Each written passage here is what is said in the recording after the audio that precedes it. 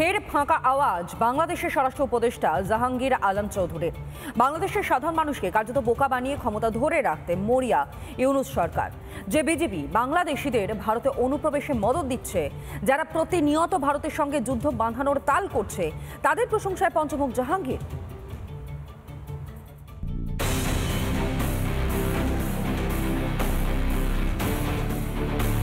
Myanmar থেকে রোহিঙ্গা অনুপ্রবেশ ঠেকাতে হাবুডুবু খাচ্ছে বাংলাদেশ। সীমান্তকে সুরক্ষিত রাখতে তারা নাকি প্রাণপাত করে দেবে, এমনটাই দাবি বাংলাদেশের স্বরাষ্ট্র উপদেষ্টার। জাহাঙ্গীরের ইঙ্গিত ভারতীয়দের দিকে, যেখানে প্রতিনিয়ত ভারতের বিভিন্ন রাজ্য থেকে বাংলাদেশি অনুপ্রবেশকারীরা ধরা পড়ছে, সেখানে ইউনূসের আত পাগলা উপদেষ্টা কি বলে শুনুন। বিজিবি কিন্তু সবসময় সীমান্তে অ্যালার্ট আছে এবং আমাদের সীমান্ত সম্পূর্ণভাবে সুরক্ষিত আছে। এই সীমান্ত এই সাইডে কেউ কোনোদিনই আসতে পারবে না। আমরা যতদিন বেঁচে থাকি আমাদের রক্ত ঝরবে, কিন্তু সীমান্ত সুরক্ষা থাকবে। শুনলেন তো কেমন অবান্তর কথা বলছে ইউনূসের সাগরেদ। ভারতকে বিপাকে ফেলতে সবসময় মাথায় কুবুদ্ধি ঘুরছে ইউনূসের।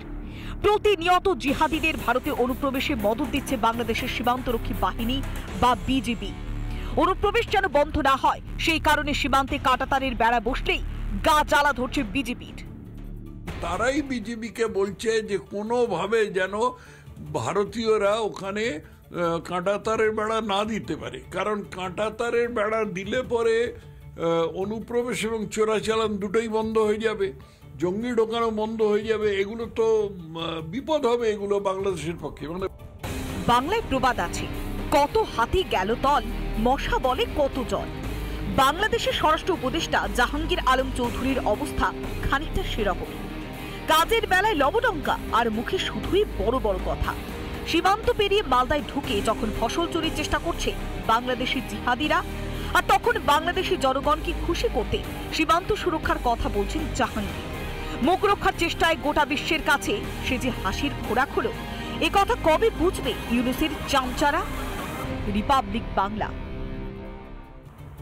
মালদার এই সুখদেবপুরে ঢুকে ফসল চুরি ইউনূসের পোষা জিহাদিদের, এমনকি বাধা দেওয়ায় ভারতীয় যুবককে হাঁসুয়ার কোপ বাংলাদেশি দুষ্কৃতীদের। জিহাদিদের হামলার পর ক্ষোভে ফুঁসছে সুখদেবপুরের বাসিন্দারা। বিএসএফ বা ভারত সরকার অনুমতি দিলেই প্রত্যাঘাতের জন্য একেবারে প্রস্তুত, হুঁশিয়ারি স্থানীয়দের। ইউনূস তার এই জঙ্গিপনা শয়তানিটা দেখাচ্ছে, তত ভারতীয়রা একটা হচ্ছে। সুখদেবপুরের মানুষ এক জায়গায় তারা এই মুহূর্তে জমায়েত করে রয়েছে।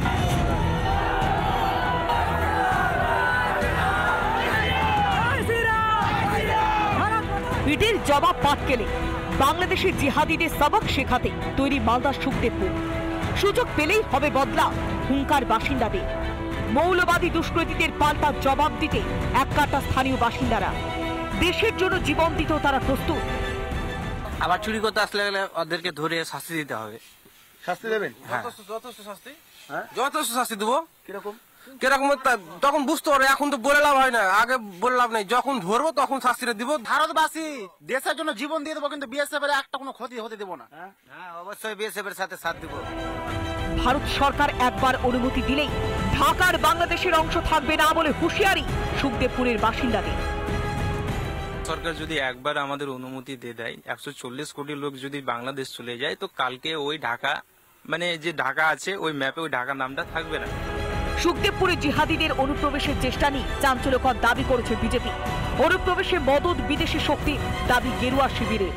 ডিপ স্টেটেরই পরিকল্পনা যে বাংলাদেশকে বাফার হিসেবে ইউজ করে, বাংলাদেশের ভূমিকে ব্যবহার করে পশ্চিমবঙ্গ সহ সারা ভারতবর্ষে উৎপাত করা, এখানকার যে অভ্যন্তরীণ নিরাপত্তা, সেই অভ্যন্তরীণ নিরাপত্তাকে বিপর্যস্ত করা। ভারতীয়রা জিহাদিদের বিরুদ্ধে এককাট্টা হয় গোসা ফিরহাদ হাকিমি। এখানেও বিজেপির ইন্ধন দেখছেন পুরমন্ত্রী। কি বললেন কলকাতার মেয়র?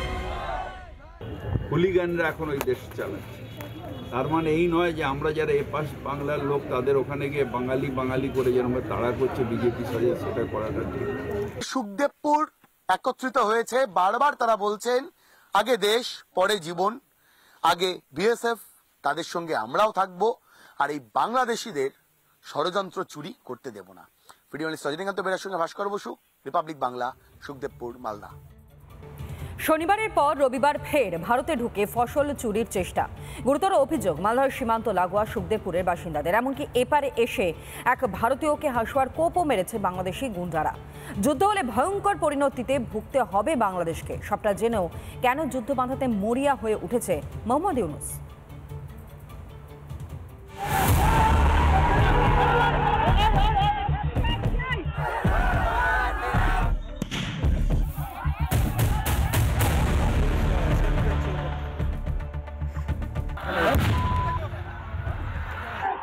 বারবার উস্কানি দিয়েও লাভ হয়নি। বিজেপি ও পাচারকারীদের পর শেষে ফসল চোরদের ভারতের বিরুদ্ধে লেলিয়ে দিয়েছে ইউনূস। বাংলায় একটা প্রবাদ আছে, চোরা না শুনে ধর্মের কাহিনী। যে বা যারা চোর হয় তারা কোনোদিন সৎ উপদেশ শোনে না। শনিবার ভারতীয়রা প্রতিরোধ করলেন, পালিয়ে গেল এই মোহাম্মদ ইউনূসের চোর বাহিনী।